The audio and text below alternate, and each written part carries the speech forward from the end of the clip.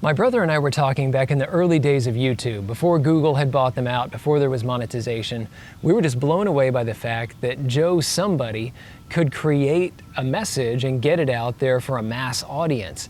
And that within this platform, people could search for whatever they wanted, they could follow certain people, they could subscribe, and they could get these messages and multiple perspectives based on what they were interested in hearing, or if they wanted to hear, a vast array of things, and they could find it all right there. And my brother and I were talking about, okay, how could we make this happen? Because we had some really interesting things we wanted to talk about, some things that were a bit unique to our perspective. Not just gun-related stuff. I did have some things that I wanted to talk about, but to me, this was just one expression of the massive freedoms that I wanted to encourage people to grow into and to keep here in the US. We had all these unified messages coming through NBC and ABC and CBS and all those guys, pushing us more and more towards social progressivism and towards socialism and Marxism. And I wanted to fight against that. A lot of you know that back in the 80s, I was part of a program in my elementary school that was critical race theory, before critical race theory was actually titled. I don't know, maybe it had the name at the time, but hardly anybody knew about this. And it was actually pushed down onto my elementary school by this woman named Miss Tamashiro. I'll put a link to that video if you want to hear the whole story, because it was a horrible experience. And actually, in a lot of ways, it was great for me because it allowed me to actually choose for myself. What is it about this socialism stuff? What's wrong with anti-racism? Why is it that I want to reject this? And, kind of going through a lot of the logical things there, even as an elementary school, I figured out that this was all really, really dangerous, really horrible, and I needed to fight against it. And so with YouTube, I finally had a chance to do so. But my brother and I, we couldn't really come up with a good name for the channel. I don't remember any of the others. I might have them written in a notebook somewhere back here. But they were all rubbish. And then I called him up the next day excitedly, thinking, okay, if social progressivism is the thing that I want to fight against, then why don't I call myself the Social Regressive? And he loved that. So that was the name, and it stuck. But it's actually kind of a two-part play on words as well. Not only am I someone that's pushing back against the social progressive movement, but I'm actually, though we may not believe it because I'm here yakking into a camera, I'm actually a massive introvert. I don't actually really like talking all that much. I like to spend my time in the garage tinkering with things. I like working on cars. I like backpacking, and even backpacking by myself. I like going out and being alone. It's great. So though you wouldn't believe it by watching the channel, yeah, I am not an extrovert by any means. I'm somebody who likes to sit back, see what's going on, and then do something about it. And I guess that's a lot of what this channel really is. It's me doing something about a lot of the things that I've seen. So there you have it. That's how I got my name. In another video, when we hit another one of these mile markers, I'll talk about what the avatar, the icon is for the channel. And no, it's not a deer. That is that's the hint number one. Some people have figured it out already, but I'll explain why my icon is the way that it is. But yeah, today we've hit 60,000 subscribers. Thank you all very much for making this happen. I have met so many wonderful folks out there. I've gotten to chat with so many great folks in the comments with those different perspectives like we were talking about. When I do some things in the garage, sometimes I do them wrong, sometimes there are ways to do things better. And I have heard from a lot of you guys on ways that I've improved my methods with rifles and all that over time. And I've also heard from a lot of you that have followed some of my builds, like the Savage Axis build and the Savage 12 FV build or the AR build, that you've done some similar things. And it sounds like a lot of you guys have some really winning rifles. It sounds like they're working really well, and I'm glad that I was able to share some of those techniques with you guys. But yeah, thanks a lot to some of the viewers out there that I got to call out in particular. We got Russell Hamack, however his last name is pronounced. We got War Planner, Fast Eddie, and then of course there's Randy Emmenheiser that has to be the first to watch all the videos. Randy, I hope you got this one first. But yeah, I've just met a whole bunch of really cool folks, and I'm really glad to have met all of you guys. But I also have some other folks that I really want to thank for this roller coaster ride of a channel. Just some folks that have helped to make all of this happen. First off, we have the guest shooters like Kedrick and Zach and Dallas, Corey, Cole, Denver, Billy. I know that I'm leaving. Oh, Gladeson, he got to do some rifle work with me. We've had all kinds of folks come out and be guest shooter. Oh, Kyle Tate, of course. And yeah, just some really cool folks that have gone out and gotten to test some of these with me and provide some feedback and some different perspectives for all of you guys. I think that we all kind of owe a debt to them. And I've also met some really cool folks out at the range and all that. So Gary, who created Gary's Law, which is that I need to provide a little bit more data with some of my videos that I put out there. It was good to meet you, and yeah, thanks for the donation. I really appreciate it.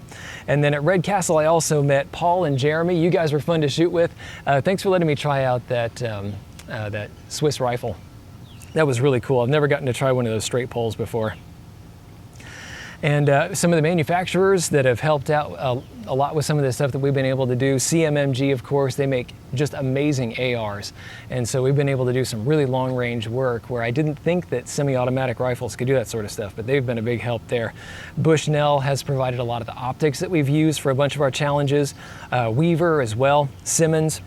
And then, of course, we have our patrons of the destructive arts. I'll put photos up here if I have a photo of these people. If I don't, I'm going to sub in something that I'm just going to pick something at random and slap it up there. But the first one that I want to point out is actually, I've talked before about how I don't have any corporate sponsors. I have people that have donated gear. Which is a little bit different. That means that I actually value their gear. But there's actually one sponsor that actually does put money into the channel, and that's Sportsman's Guide. I talk about them. They're patrons of the destructive arts. I didn't ask them to, and they actually don't really ask me to do anything. But I will take a moment to point out that if you are looking for especially military surplus stuff, or clothing for the outdoors, you really got to check those guys out, because some of their house brand stuff is really wicked cool. I've been using some of their base layers for the longest time. It seems to be really tough, and I've had it in all kinds of conditions, some really cold campouts and hunts and all that, and it's worked out really well. But they also have lots of milsurp stuff, so if you're wanting to maybe get some of those supplies for the end of days, then you can check out what they have in their catalog. They have some great stuff.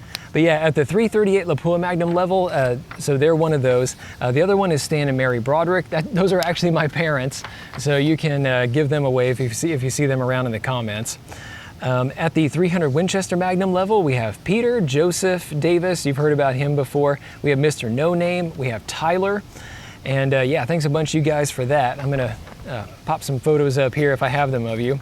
At the 308 Winchester level, we have Dennis Bowman, Brian Ahrens, Howard Johnson, Diz 204, and Heavy Drop. And then at the 223 Remington level, we have Michael Smith, John Hayes, Paul Wilkerson. John Hayes has been a contributor for a very long time. Thanks, man. Richard Wayne Tibbetts, he's been around for a while too. Robert Harmon, Franklin Coburn, Pete Allen, Clint Allison, Alan Ladd, Oilfield Trash. I love that name. That is so funny. Are you a roughneck? I got to know that. Maybe you can put that in the comments down below. On the 22 Winchester Magnum Rimfire, we have Shannon Copeland, Glenn, Durbaha, JRR Armory, Ed Goodman, Ruka 420, Greer Crossnow, Kevin Crane, Alan Job, I Go Gun, okay, good name, John Cundiff, and let's see, we have Jeremiah Salas and Alan Pape. And then at the 22 long rifle level, we have Peter Hanley. Wow, he has been with us for a really long time. Scott Eckelberry, Craig Thomas, Loads of Bacon, love Loads of Bacon, Joe Ondrikin, Al and Cheryl Lipscomb, Alan Bram, Craig A. Bugno, 3N Driver, Richard J. Rorick Jr., Bob, Dennis Garcia, Lach O. Eric Schaffstall, Andrew Simonton, Joe Bob, William Strickland, Vitaly Kotsyanov, I hope I said that right, Neil Teague, Antonio Oakley, Mark Burns, Samuel Kissel, Kyle Kroniak. Hey, we have another Kyle in there. All right. Kevin, Matt Childers, and John Turner. Thanks a lot, you guys, for your continued support. You are the ones that have made things like this possible. A lot of folks have been very interested lately in Arken optics, and I have spent some time with this right here. This is the Arken SH4 Gen 2. This is the 4-16. And I have some things to say about this. So we're gonna have a review coming up soon. We're gonna have some pretty interesting reviews on a whole bunch of optics and one bipod that I found that is really pretty spectacular, very different in the industry, and I think you guys are gonna like it a lot. But yeah, you guys buy things like that. You bought the bipod, you bought this scope. Some of these I will get from the manufacturers, but some of these I just want to buy. And actually, because I was able to buy this scope through your help, I can tell you that the wait times on these seem to be accurate. Some people have talked about how maybe it takes longer to get than what they say on the website.